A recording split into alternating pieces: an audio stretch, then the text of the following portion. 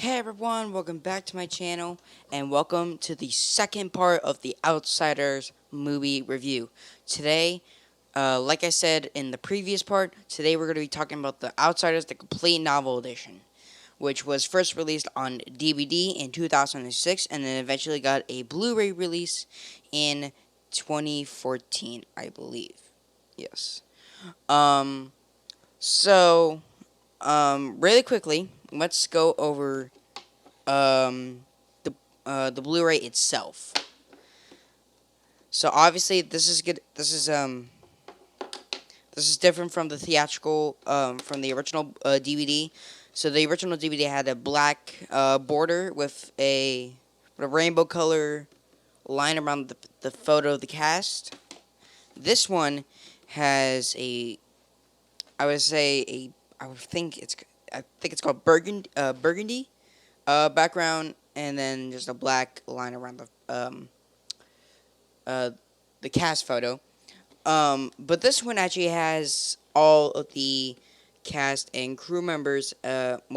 Just the cast name, or all the main ones at least. So we got C. Thomas Howell, Matt Dillon, Diane Lane, Ralph Macchio, Rob Lowe, Patrick Swayze, Emilio Estevez, Tom Cruise, and Leif Garrett.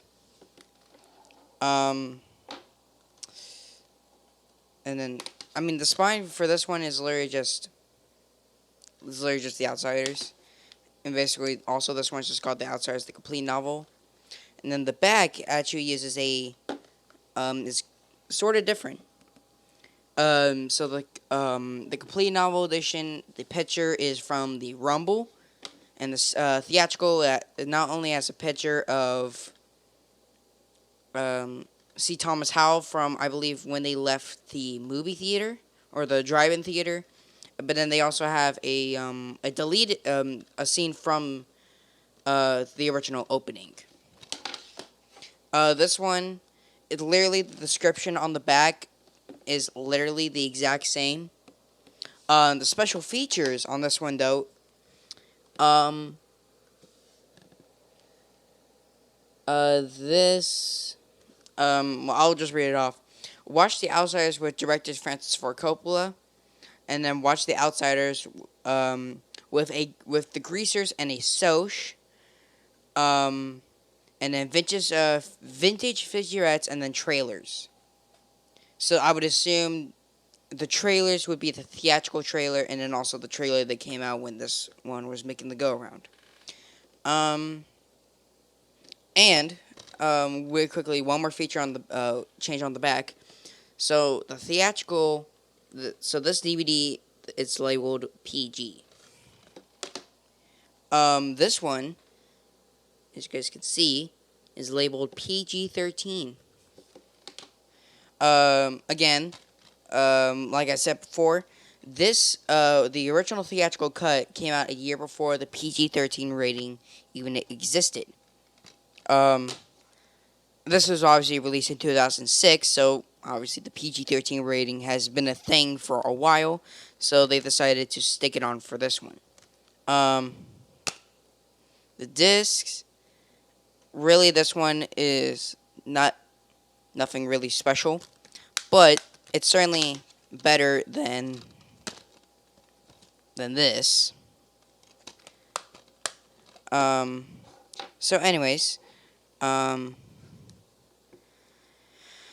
so let's talk about the changes between these two versions. Obviously, this one's in HD because it's on Blu-ray, and this one is in SD because it's a DVD. Some scenes have been moved around, like especially for this version, the opening scene. So for this one, it starts off with Pony Boy writing the story of the Outsiders, and then goes into the title sequence with the fantastic Stay Gold song, which I forgot to mention in the last part. That song is so good. I honestly think if you're going to look this up on like YouTube or something, just look up Stay Gold Alternate, because that is my preferred version. The regular Stay Gold is the one that's used at the end of the film. And then the one that's used in the opening title sequence is called Stay Gold Alternate on the soundtrack, which is weird.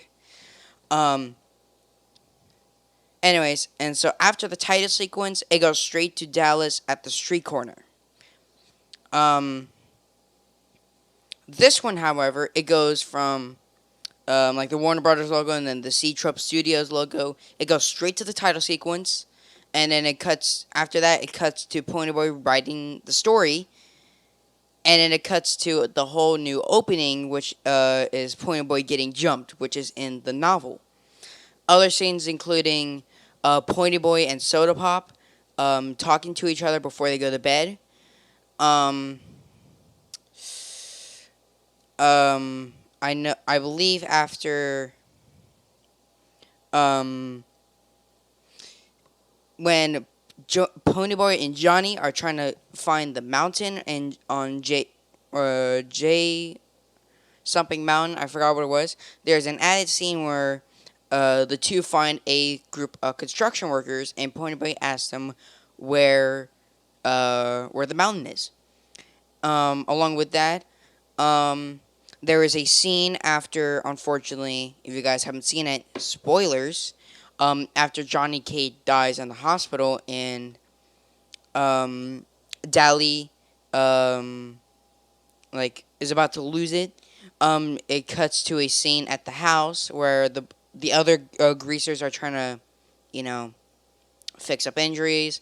Like Steve has like lost a tooth and he's like bleeding from the nose. Um, Derry is trying to patch up his knuckles since they're bleeding, and Pony Boy walks in and tells the group that Johnny's dead. And also tells the others that Dally's gonna lose it, which leads to Dally's death as well. And then the end is basically completely different. Or, well, okay. So, the ending to the theatrical cut is basically right after Dally's death. It goes straight to Pony Boy finding the note that Johnny left in the Gone of the Wind book. While in the complete novel edition, or I'm just going to call it the director's cut, while in the director's cut, it cuts from Dally's death to Pony Boy fainting, and then it goes to Soda Pop and Derry trying to wake up Pony Boy to the court scene, and which then leads to, I believe. Okay, after that scene, it goes to the school where Pony Boy, after that, finds Cherry and hopes that she's gonna, start talking to him. But, she, like she said at the movie theater, she kind of just tries to ignore him and then goes out with her friends. And then after that scene is the dinner scene, which leads to Pony Boy and Derry chasing after Soda Pop after he runs away. Or books it out of the house after the two were arguing. And they have an emotional scene, and then it cuts to Pony Boy finding the note. Probably the biggest change from both of these versions is the soundtrack. Like I said in the first part, the soundtrack for this was composed by Cameron Coppola, which was fantastic. This one, however, it was basically the whole soundtrack, beside all the orchestral tracks in the film, besides the ending when he finds the note, were all completely changed to 50s rock music. And I get why. I actually don't really get why he did it in the first place. I just really think that, like, if you took, like, I just want to see the complete novel edition with the original soundtrack intact and not with that stupid 50s rock music, because I believe it personally deflates the emotional scenes. A good example is when, after the church burns down and the three boys are taken to the hospital, Soda Pop and Derry show up at the hospital. In the theatrical cut, it's a very a very um a very emotional track, like saying like of like three people um of like the three brothers uniting together again. While in this one is just replaced by again generic 50s rock music, and I believe that really dilutes from the scene. Not saying that this is a bad film just because of the soundtrack, not at all. Hold up a second. Sorry about that. Um, I completely forgot what I was talking about. Okay, I'm not saying that this is a bad film just because of the soundtrack. Completely not. I'm just saying that the soundtrack kind of dilutes from more of the emotional scenes, and I get why, just because I get the new experience or something like that. I just really wish he would just release a version, either just have the theatrical cut on Blu-ray, or make a completely new version that's a complete novel, but with the original film soundtrack. Um, Besides that, the only difference is that um, the cleaner picture. I saw less grain in the picture between these two, like on this one than this one. Except for I believe some of the new scenes were a little bit grainy than usual. Um, um, and like yeah, yeah, I really have nothing really else to add.